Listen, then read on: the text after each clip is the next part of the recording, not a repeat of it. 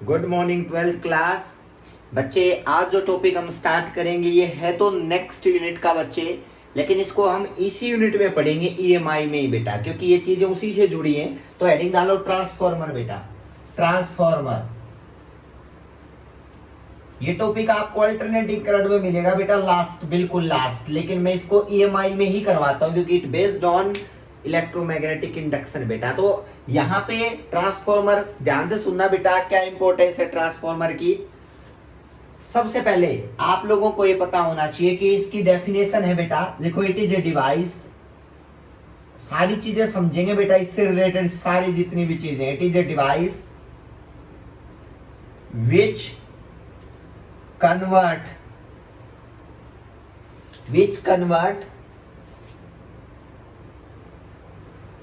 low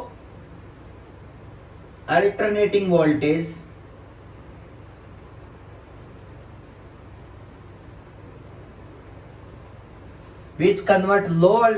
voltage and high current into किस में convert करेगा बताओ, and high current into high alternating voltage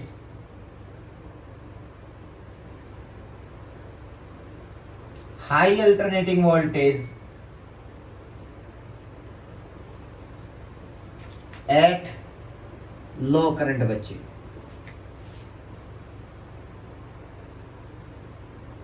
याद रखना आप लोग, ये डेफिनेशन बहुत इंपॉर्टेंट है बेटा। It is a device which convert, अभी समझ में नहीं आएगी, अभी समझाऊंगा।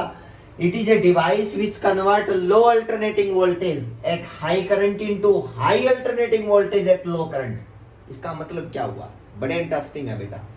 आप लोगों को ये बात समझनी पड़ेगी कि बेटा अल्टरनेटिंग वोल्टेज प्रोड्यूस कर सकते हैं। मैंने आप लोगों को एसी जनरेटर करवाया था, उसमें अल्टरनेटिंग वोल्टेज प्रोड्यूस की जा सकती है बेटा, प्रोड्यूस की जा सकती है बेटा। अब वो हाई हो सकती है, वो लो हो सकती है बेटा, मतलब अल्टरनेटिंग वोल्टेज प्रोड्यूस की जा सकती है। पहली बात हमने ट्रांसफार्मर में ये चीज पढ़ चुके हैं बेटा। अब वही हमने प्रोड्यूस करनी है कि प्रोड्यूस कैसे करेंगे बेटा, ध्यान से सुनना बेटा। मान लिया मेरे पास एक सिंपल कोयल है बच्चे, सिंपल बेटा, ध्यान से देखना बेटा। इसके पास या मेरे पास एक सिंपल कोयल और साथ में है। मुझे इस बात का पता है कि बेटा ये दोनों कोयल जो है ना, एक दूसरे के क्लोज है। देखना बेटा, तो जब दो कोयल एक दूसरे के पास आती है ना, उनके बीच में म्यूचुअल इंडक्टेंस होती है। क्या होती है बताओ, म्यूचुअल इंडक्टेंस। अभी इसकी डेफिनेशन और भी लिखूंगा बेटा।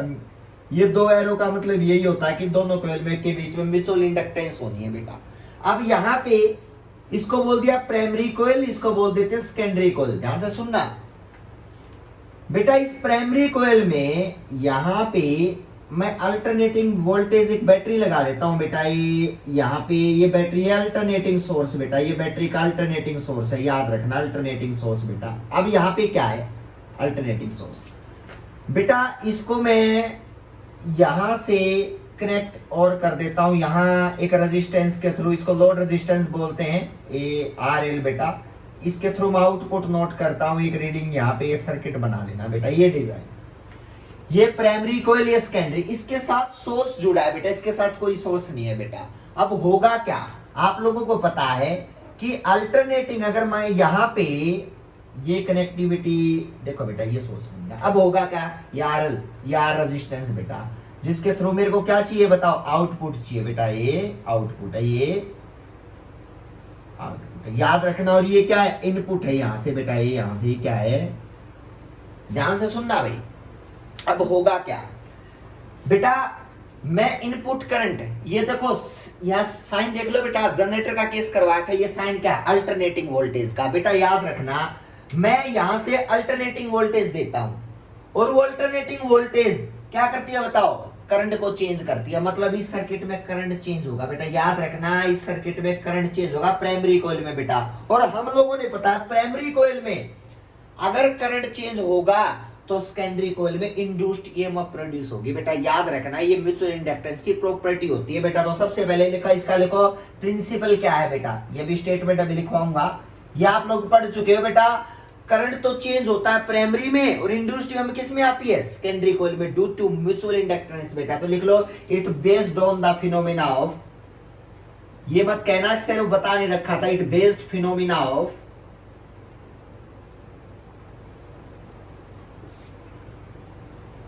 Mutual inductance.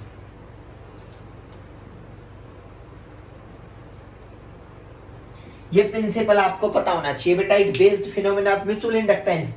प्राइमरी करंट में चेंज होगा, यानी कि प्राइमरी कोयल है बेटा, इसमें करंट चेंज होगा वोल्टेज के चेंज होने से, और इसमें इंड्यूस्ड ईएमएफ प्रोड्यूस होगी बेटा। आपको पता है करंट चेंज प्राइमरी में, देखो the current will change in primary coil, ये डेफिनेशन ही होती है बेटा इसकी, the current will change in primary coil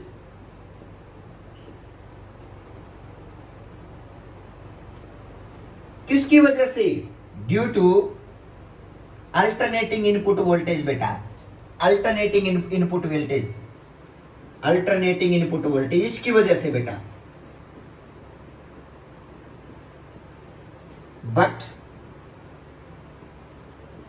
induced EMF is produce, ये किस में होगी बताओ, सेकेंडरी कॉइल में इंड्यूस्ड ईएमएफ प्रोड्यूस होगी बेटा, due to, but induced EMF is produced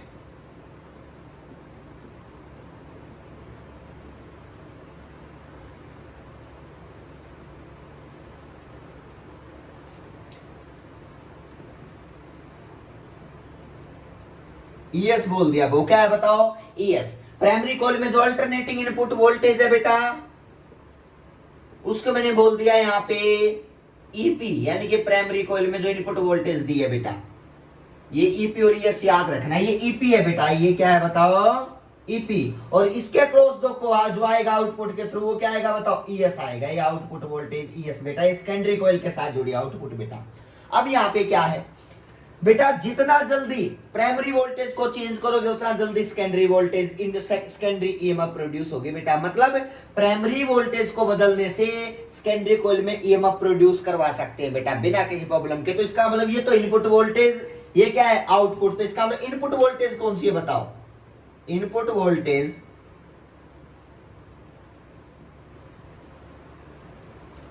जो हम चेंज कर रहे हैं बेटा खुद, ईपी, और आउटपुट वोल्टेज कौन सी होगी बताओ, आउटपुट वोल्टेज।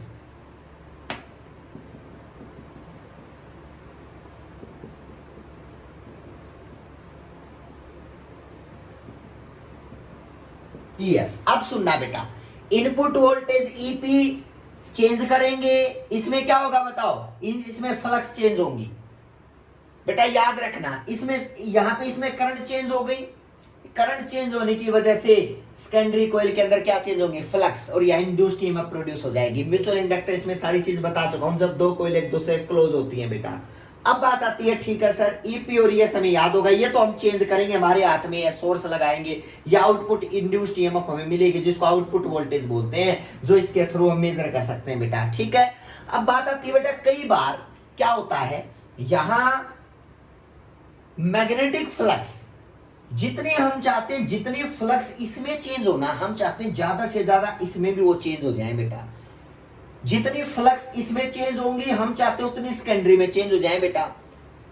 अब ये तभी पॉसिबल है जब ये ऐसा कोई यहाँ पे सिस्टम बनाए कि फ्लक्स लीक ना हो बेटा, लीकेज ना हो। हम हमेशा क्या चाहते हैं, जितना करंट चेंज करेंगे तो या तो फ्लक्स तो चेंज होनी है प्राइमरी में भी बेटा, हम चाहते हैं जितनी प्राइमरी में से पास हो उतनी सेकेंडरी में से भी पास हो जाए बेटा, ताकि इसमें इंड्यूस्ड ईएमएफ प्रोड्यूस हो जाए। तो इसका मतलब हम चाहते हैं ऐसा सर्किट बने। तो हम क्या चाहते हैं बेटा, हम चाहते हैं कि maximum flux pass from secondary coil बेटा।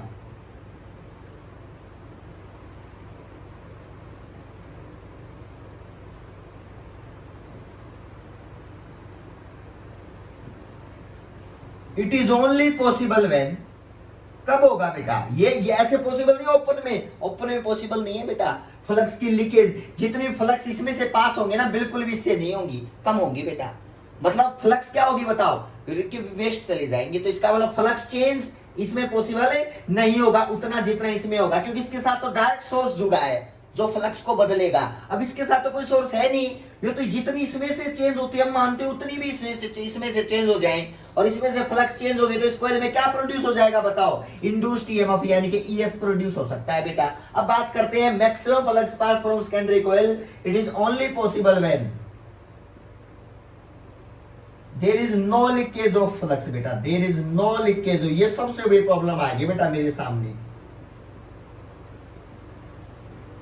अगर सिर्फ फ्लक्स ही लीक होगी, प्राइमरी में अलग फ्लक्स पास हुई सेकेंडरी में अलग, तो हमें पता कैसे चलेगा, ये तो लीक ही हो स्टार्ट होगी, तो इसका मतलब हमें इनपुट आउटपुट का कोई कुछ पता नहीं चलेगा बेटा कि इनपुट कितना था तो आउटपुट कितना मिला। नो, हम मानते हैं लीक हो चुका होगा रास्ते में बेटा, तो इसका मतलब ऐसा हमने ये काम नहीं करना है। तो एक नया डायग्राम बनाया बेटा, और डायग्राम आप सबने नोट करना है। क्या है बताओ जल्दी से, डायग्राम ही बनाता हूं बेटा, ये चीजें नोट करते चलना में, ये सारी चीजें नोट करना। वो डायग्राम क्या बनाया उसने,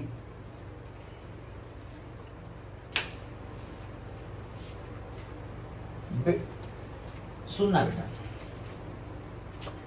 उसने कहा कि एक सॉफ्ट आयरन कोर की एक मेटालिक वायर, एक मेटल लो इस तरह से डिजाइन की बेटा। वो देखना है सारा काम लीकेज को रोकना है बेटा, कि जितनी प्राइमरी कोयल में से पास हो उतनी सेकेंडरी में से भी हो जाए बेटा, तो ये लीकेज रोकने की काम है। अब यहां पे क्या किया,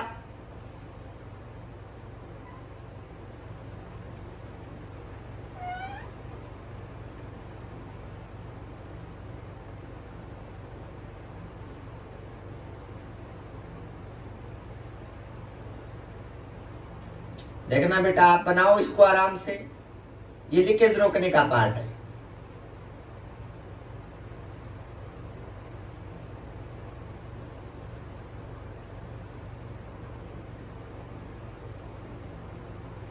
इसके अंदर एक यहां पे बेटा देखो ये कोयल बना दी।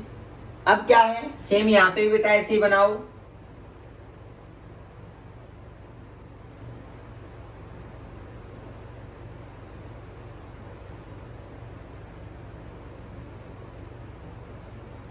देखो बेटा, इसका मतलब ये कोयल हमने ये इसके ऊपर वाउंडिंग कर दी बेटा कोयल की। इस कोयल को हमने बोल दिया बेटा, ये कोयल के अंदर जो करंट, जो इनपुट वोल्टेज यहां जुड़ी है, देखना बेटा, ये इनपुट वोल्टेज ईपी जो चेंज करते हैं बेटा, ये प्राइमरी कोयल, ये सेकेंडरी। लेकिन अब की बार किसी के ऊपर वाउंड कर दी बेटा लीकेज रोकने के लिए।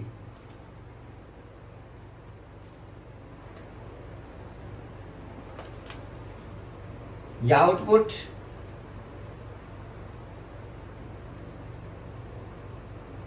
एक लोड रेजिस्टेंस के थ्रू, वही शेप बेटा, बस मैंने लीकेज रोकनी है, शेप वही है। ये आर, इसके अक्रॉस मुझे आउटपुट चाहिए बेटा, इसके अक्रॉस मुझे आउटपुट चाहिए, ठीक है। अब देखो बेटा कैसे बनेगी वो बात। अब सुनना बेटा, ये प्राइमरी कोयल या सेकेंडरी कोयल, इसको चेंज करो, इसमें से फ्लक्स चेंज होंगी। हम ये मानते हैं कि जितनी फ्लक्स इसमें चेंज होंगी ना बेटा, ये है सॉफ्ट आयरन बेटा, सॉफ्ट आयरन कोर बेटा, ये सॉफ्ट आयरन की बनी हुई है ये डिस्क बेटा, आपको दिख रही है इस टाइम। और ये इसके ऊपर जो वाउंड कर रखा है ना, ये इंसुलेटिंग कॉपर वायर बेटा, इंसुलेटिंग कॉपर वायर बेटा, इंसुलेटिंग कॉपर वायर बेटा। याद रखना, सॉफ्ट आयरन कोर जो होती है ना, सबसे बेस्ट मटेरियल होता है। ये एनर्जी लॉस नहीं दिखता, मतलब जितने भी फ्लक्स इससे पास होंगे ना, ये अपने खुद अपने अंदर कुछ नहीं करेगा बेटा। सॉफ्ट आयरन लीक नहीं होने देगा बाहर, और मिनिमम एनर्जी का लॉस करेगा, अपने अंदर से फ्लक्स को पास करवा देगा। तो बेटा फ्लक्स क्या पास हुई, हमने क्यों ये देखा, देखना बेटा, उसने कहा कि इसको करंट दिया, देखो बेटा इसको करंट दिया है इस डायरेक्शन में, इनपुट जुड़ा है ना, तो पता चला बेटा फ्लक्स पास हुई, और वो फ्लक्स बेटा यहां से होते हुए सीधा सेकेंडरी कोयल से लूप बना दिया। ध्यान से देखना बेटा, बड़ा इंटरेस्टिंग है। कोई लीकेज नहीं, कुछ नहीं बेटा, कोई लीकेज नहीं। यहां से फ्लक्स यहां सेकेंडरी में चली गई बिना किसी लीकेज के। देखो बेटा, इसका मतलब ये चीज समझने लायक है कि कोई भी लीकेज, क्योंकि ओपन छोड़ी नहीं बेटा, मैंने दोनों कोयल को क्लोज कर लिया है इस सॉफ्ट आयरन कोर से। अब लीकेज कहां से होगा बताओ बेटा, पॉसिबल ही नहीं है। अब इसका मतलब ये गया बेटा। अब ये यहाँ पे मैग्नेटिक लाइंस आ रही हैं ऐसे बेटा, होते हुए इसमें से चलेगी बेटा, तो क्या होगा सुनना। इनपुट ये है, आउटपुट ये कनेक्शन है, इसमें कोई बैटरी नहीं, इसमें बैटरी लगा रखी है। तो क्या पता चला बेटा, मान लिया we know that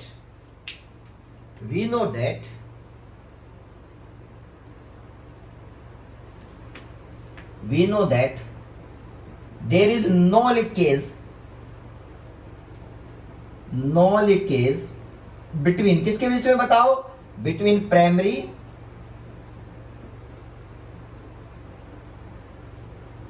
and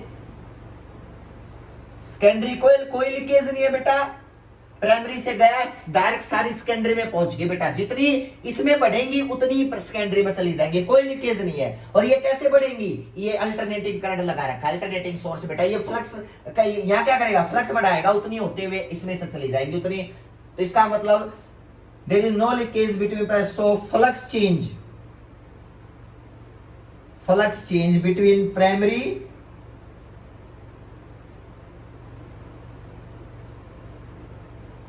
and secondary coil is same बेटा।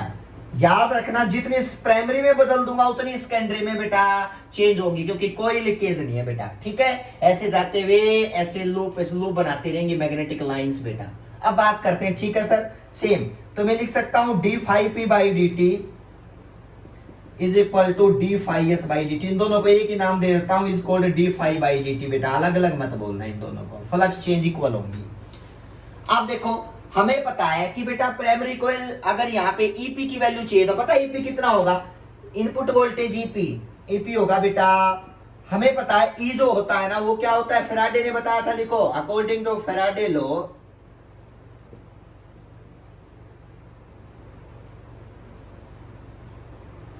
ई होता है बेटा -n d∅/dt, याद होगा आप लोगों को। इंड्यूस्ड ईएमएफ होता है -d∅/dt।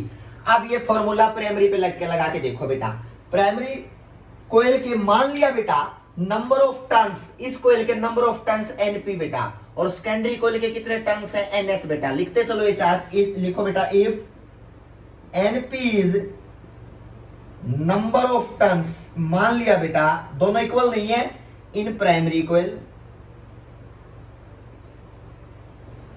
ns क्या है बेटा, is number of turns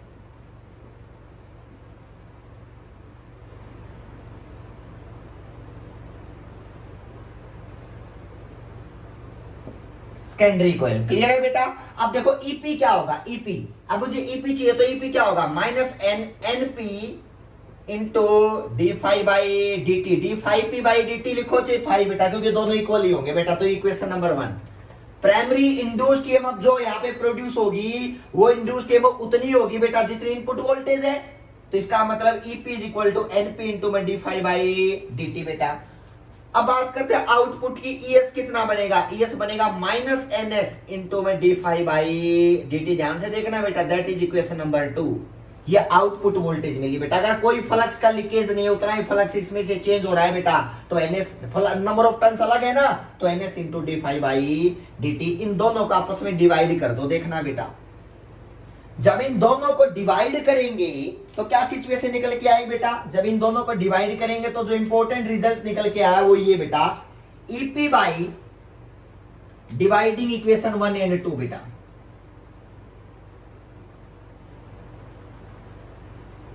equation 1 and 2 तो क्या बन गया बताओ, EP by ES is equal to NP by NS. ध्यान से देखना बेटा,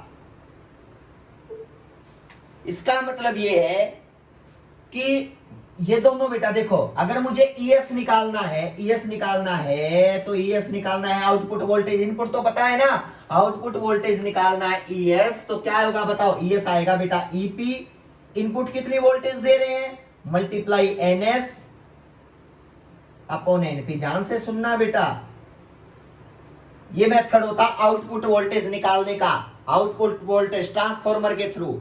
अब देखो बेटा, मैं आउटपुट वोल्टेज को बढ़ा भी सकता हूं, आउटपुट वोल्टेज को घटा भी सकता हूं, सिर्फ नंबर ऑफ टर्न्स को देख के बेटा, याद रखना, नंबर ऑफ टर्न्स को देख के। अब क्या हुआ बेटा, यानी कि मैं लो इनपुट वोल्टेज को हाई वोल्टेज में कन्वर्ट कर सकता हूं, इनपुट लो को हाई में बेटा। क्या करना पड़ेगा, NS is greater than NP बनाना पड़ेगा। NS is greater, number of turn secondary में ज्यादा लेने पड़ेंगे प्राइमरी के कंपैरेटिवली, तो तब ये ग्रेटर देन 1 और ये ES ग्रेटर देन EP, मतलब इनपुट वोल्टेज से आउटपुट वोल्टेज बड़ा बन जाएगा बेटा। तो इसको बोलते हैं स्टेप अप ट्रांसफार्मर। तो एडिंग डालो बेटा, टाइप्स ऑफ ट्रांसफार्मर, ये आउटपुट है बेटा, नोट करके चलो, बड़ा इजी टॉपिक है बेटा। हमें वोल्टेज बढ़ानी है बेटा, हमारा मन कर रहा है वोल्टेज को बढ़ाएं, तो फर्स्ट ये चीज बड़ी इंपॉर्टेंट है बेटा, फॉर स्टेप अप ट्रांसफार्मर बेटा, याद रखना step up transformer.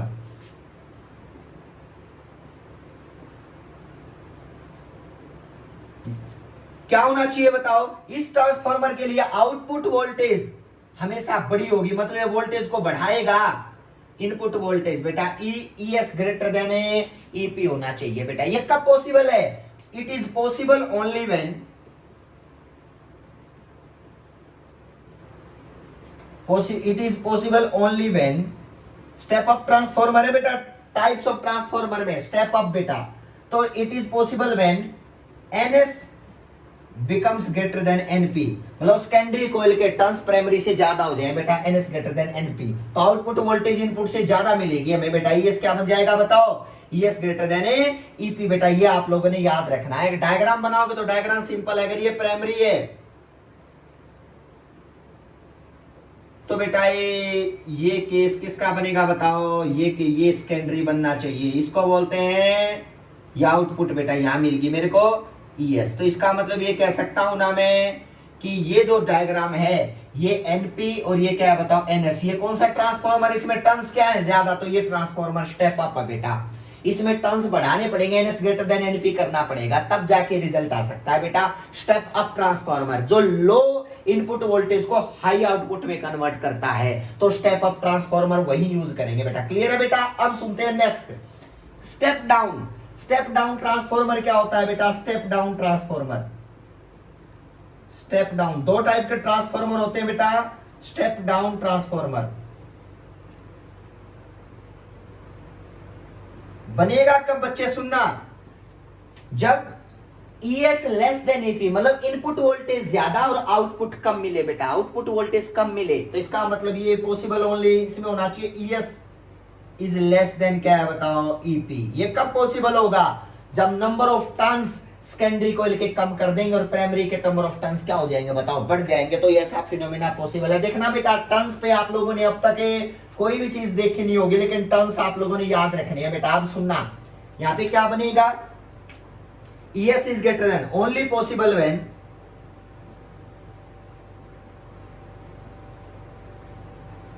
Number of turns in secondary is less than number of turns in primary बेटा। ये आप लोगों ने ये लाइन याद रखनी है, यही डेफिनेशन लिख सकते हो। It is a transformer in which input low input voltage, यानी कि किसमें बताओ, high input voltage converted into low output voltage बेटा। तो ऐसा ट्रांसफार्मर होता है स्टेप डाउन बेटा। EP greater than ES less, ES क्या आउटपुट वोल्टेज, EP क्या है इनपुट। ये डेफिनेशन अपने आप बनाओगे बेटा स्टेप अप ट्रांसफार्मर और स्टेप डाउन ट्रांसफार्मर की। एक वोल्टेज को बढ़ाता है, एक वोल्टेज को घटाता है बेटा। अब याद रखना, ये डेफिनेशन में भी लिखा था बेटा कि लो इनपुट वोल्टेज को हाई में कन्वर्ट करता है। अब करंट की बात और सुनना बेटा, ये आप लोग याद रखना बेटा। अब यहाँ पे क्या है, एक बहुत इंपॉर्टेंट बात हो रहा है बेटा, ये जो EP by ES is equal to ये जो रेशो है ना बेटा, EP by ES is equal to NP by NS बेटा। इसको कई बार ना ट्रांसफार्मर रेशो भी बोलते हैं बेटा, कई बुक्स में इसको ट्रांसफार्मर रेशो बोलते हैं। K का नाम होता है, K से डिनोट करते हैं इन रेशो को बेटा, इन रेशो को इसको K बोलते हैं बेटा, ट्रांसफार्मर रेशो बेटा। याद रखना, इसको K से नोट करते हैं, number of turns in primary coil upon number of turns in secondary coil, या input voltage upon output voltage बेटा। इन का रेशियो बोला जाता है ट्रांसफार्मर रेशियो बेटा। K से नोट करते हैं, तो ये डेफिनेशन नहीं याद रख लेना यहाँ पे, ठीक है बेटा। वैसे ही नोटेशन है, कोई बड़ी बात नहीं है बेटा। और एक बार ये यहाँ पे एक चीज और याद रखो बेटा, अगर आपको लगता है ना K की वैल्यू लेस देन 1 है बेटा, यहां से देखना बेटा, if K is less than 1, K की वैल्यू लेस देन 1 है, मतलब NP by NS less than 1 है, किसमें पॉसिबल है, स्टेप अप में या स्टेप डाउन में, खुद बताना बेटा। NP बाई NS किसमें पॉसिबल है बताओ, NP बाई NS अगर आपको लगे कि इनका रेशियो जो है ना इस तरह से है बेटा कि लेस देन 1 और क्या हो सकता है के ग्रेटर देन 1। एक तो कंडीशन होगी स्टेप अप की, एक कंडीशन होगी स्टेप डाउन की, वो चेक कर लेना बेटा प्राइमरी अपॉन सेकेंडरी करके के की वैल्यू कब लेस देन कब ग्रेटर देन। क्लियर है बेटा। तो ट्रांसफॉर्मर रेशो ग्रेटर देन 1 और लेस देन 1 बेटा। स्टेप अप या स्टेप डाउन वो आप लोग खुद चूज करके बताओगे कि लेस देन 1 किसके लिए, के ग्रेटर देन किसके लिए। ये रेशो के बोला जाता है बेटा, ये रेशो के बोला जाता है। क्लियर है बेटा। अब सुनते हैं नेक्स्ट बेटा, सुनना कोई बड़ी बात नहीं है सर, वोल्टेज को घटाना बढ़ाना तो हम कर सकते हैं, बस नंबर ऑफ टर्न्स बता देना। डायग्राम बना लो स्टेप डाउन का। स्टेप डाउन का डायग्राम कैसा बनेगा, मान लिया ये इनपुट है तो बताओ आउटपुट ये आउटपुट मिलेगा, मतलब ये आउटपुट आर के थ्रू, ये इनपुट बेटा ईपी। देखो बेटा इसमें number of turns primary secondary, इसमें क्या है बताओ एनपी ग्रेटर देन क्या है, काउंट कर लो बेटा। नंबर ऑफ टर्न्स प्राइमरी में ज्यादा सेकेंडरी से, तो इसका मतलब ये डायग्राम स्टेप डाउन ट्रांसफॉर्मर का है। और रियल में डायग्राम कैसे बनता है, ये मेथड होता है बेटा, ये कोइल ये वाली और ये कोइल ये वाली सेकेंडरी वाली बेटा। तो यहां से यहां पे भी आप दिखा सकते हो नंबर ऑफ टर्न्स का बेटा, ये रियल डायग्राम होता है, ये बनाना है अपने एग्जाम में। ये वैसे सिंपल डायग्राम है बेटा, आप आराम से याद रख सकते हो, लेकिन ये कोइल इस पे बनाई गई है बेटा, कोई प्रॉब्लम नहीं है, ठीक है, ताकि लीकेज को रोका जाए। किसको रोका जाए, लीकेज को। अब बात क्या आती है बेटा, अब एक चीज और याद रखना, ठीक है, step down step up transformer हमने पढ़ लिए बेटा। एक होता है पावर, बेटा याद रखना, if there is no leakage लो, there is no leakage of flux, कोई फ्लक्स ही लीकेज नहीं होती बेटा, जितनी इनपुट हो गया उतना ही आउटपुट में पहुंचेगा बेटा। If there is no leakage of flux then input power, हमेशा याद रखना, जो इनपुट पावर होगी बेटा करंट देने के, करंट को चेंज करने की input power must be equal to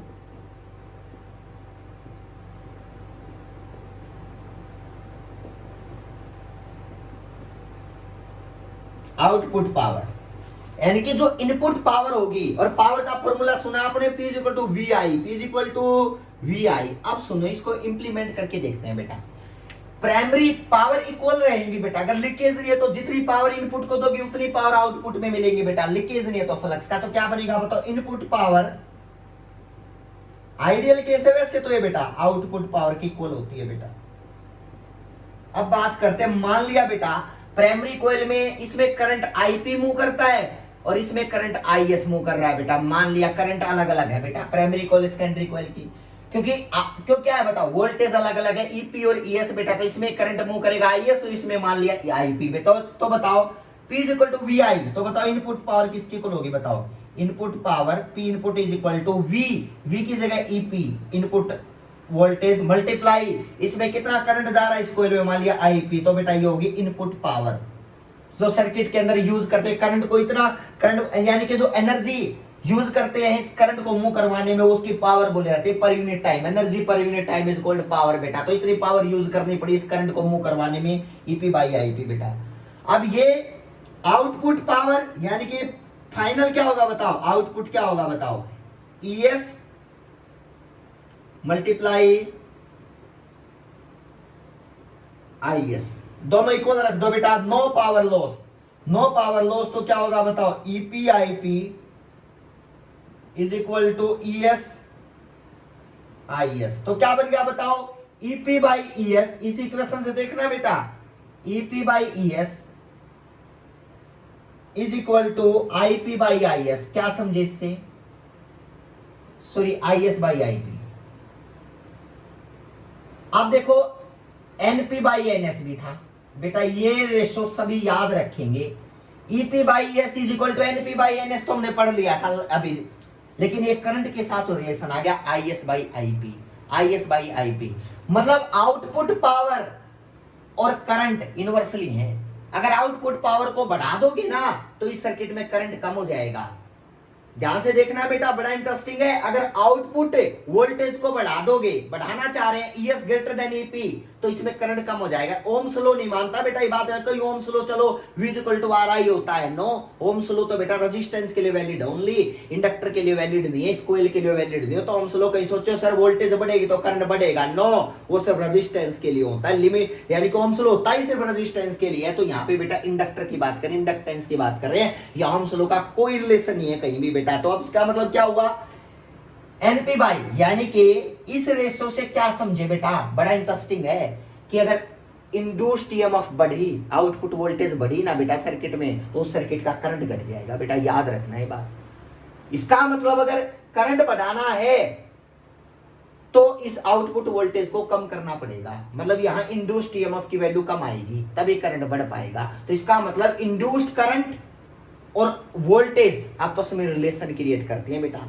जितनी इंड्यूस्ड ईएमएफ ज्यादा उतना कम मतलब ग्रोथ करंट का बेटा, और जितनी इंड्यूस्ड ईएमएफ कम आउटपुट की उतना करंट क्या मिलेगा बताओ, ज्यादा मिलेगा। तो वही डेफिनेशन पे आ गए ना बेटा, low input current high output voltage को किस में कन्वर्ट करता है, high output and low input voltage में। तो मतलब देखो करंट और ईएमएफ का कितना इंटरेस्टिंग रिलेशन है बेटा, मतलब अगर ईएमएफ ज्यादा है तो इसमें आउटपुट करंट कम आएगा बेटा, समझ में आएगा। अगर आउटपुट वोल्टेज ज्यादा मिल गई तो करंट कम, अगर आउटपुट वोल्टेज कम मिल गई तो इसमें करंट क्या मिलेगा, ज्यादा, आईएस की वैल्यू ज्यादा मिलेगी बेटा। तो इसका मतलब ये रिलेशन आप लोगों ने याद रखना है बेटा।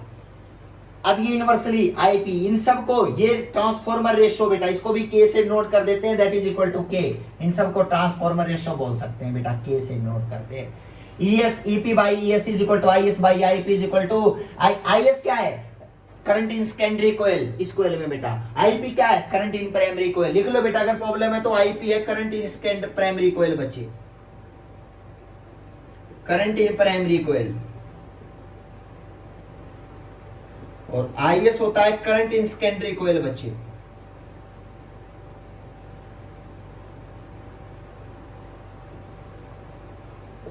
या आप लोगों ने याद रखना है IP IS ये रिलेशन बेटा, और ES EP तो मैं बता चुका हूं इनपुट वोल्टेज, और ये क्या बताओ आउटपुट वोल्टेज। लेकिन बेटा यहां पे ये रिलेशन सुनने लायक है कि अगर आउटपुट वोल्टेज ज्यादा तो इनपुट आउटपुट करंट कम हो जाएगा बेटा, तो यहाँ कम करंट पहुंचे, करंट कम मूव करेगा सेकेंडरी कोयल में बेटा। तो इसका मतलब ES IS मतलब करंट को बढ़ने नहीं देता ये बेटा, वो बढ़ गया ना करंट को नहीं बढ़ने देगा बेटा, याद रखना। अगर वो घटा हुआ तो उसमें करंट बढ़ जाएगा, ये बात याद रखना। यानी कि ईएमएफ हमेशा करंट को क्या करता है बताओ, बढ़ने नहीं देता। इज इक्वल टू आप लोगों ने सुना है ना, is equal to minus LdI/dt, मतलब ये वही है बेटा, ईएमएफ हमेशा करंट की ग्रोथ को रोकता है बेटा, negative sign.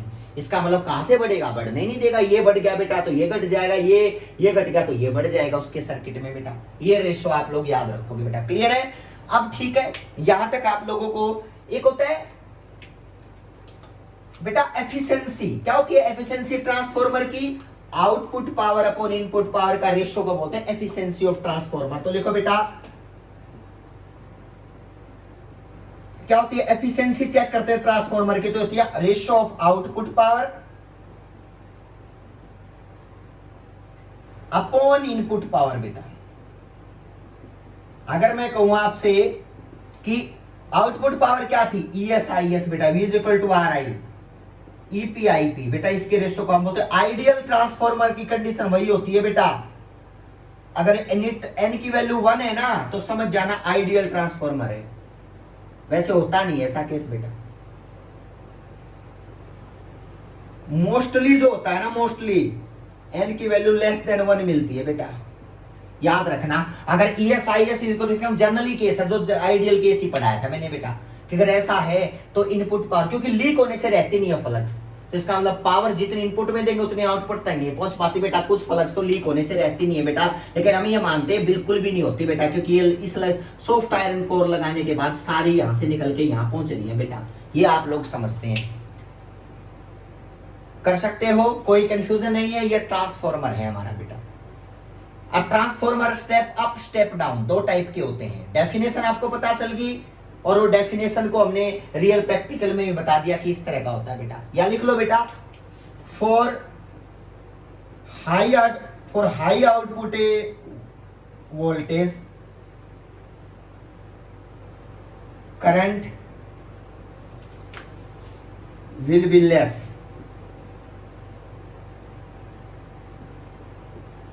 in output circuit। बेटा याद रखना, and vice versa। ये बात याद रखो बेटा। High output voltage, for high output voltage the current will be less in output circuit बेटा, एंड वाइस वर्सा, ऑपोजिट भी पॉसिबल है। कम है तो ज्यादा, ज्यादा है तो कम करंट मूव कर पाएगा। क्लियर है बेटा? आप लोगों ने इस ट्रांसफॉर्मर को अच्छे से पढ़ना है, इसमें कोई भी प्रॉब्लम नहीं है। इसके लॉसेस है जो आपका होमवर्क है, losses of transformer, losses of transformer, ये आप नेक्स्ट लेक्चर में हम डिस्कस करेंगे थोड़ा बहुत। इसको आप लोग देख भी सकते हो, लॉसेस ऑफ ट्रांसफॉर्मर के क्या क्या लॉस सकते हैं, कॉपर लॉस और बहुत सारे लॉसेस है बेटा, सॉफ्ट आयरन लॉस, ठीक है, सर्किट लॉस, मतलब ये चीज यहाँ पर आराम से पढ़ सकते हो। ठीक है बेटा, thank you so much 12th class.